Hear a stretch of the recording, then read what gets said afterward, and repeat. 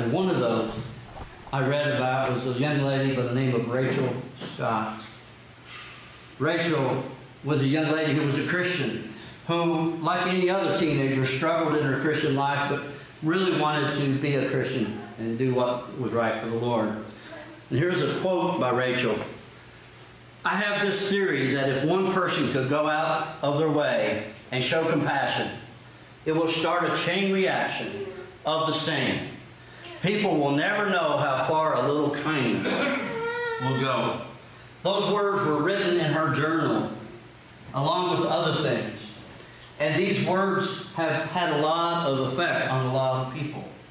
And so her family, after she passed away, they found her diary and her journal, and they started a movement. They started a group. And they began to minister to people and to go to the schools and have these rallies in Rachel's honor. And they've done some wonderful things, and with the belief that an act of compassion can be contagious and change lives out of the story. They discovered a lot about Rachel even after she died. In fact, you see these handprint here. This handprint was found behind the couch, on the couch that she had wrote when she was 13 years old. And she says, "These hands belong to Rachel Joy Scott and will someday touch millions of people's hearts." 13 years old. She wrote those words, never realizing how many lives that she would actually touch.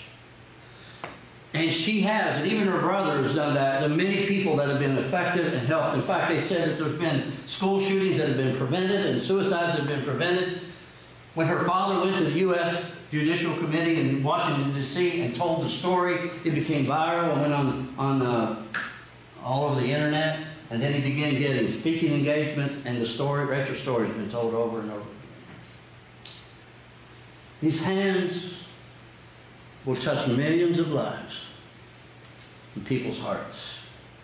Well, I want you to know about two other hands that have touched many, many, many people. And that were the hands of Jesus that were nailed to a cross one day. And Jesus reached out his hands for you and for me. And Thomas was not there when Jesus appeared after the resurrection to the disciples. And he said, I just not going to believe it unless I'm able to see those nail prints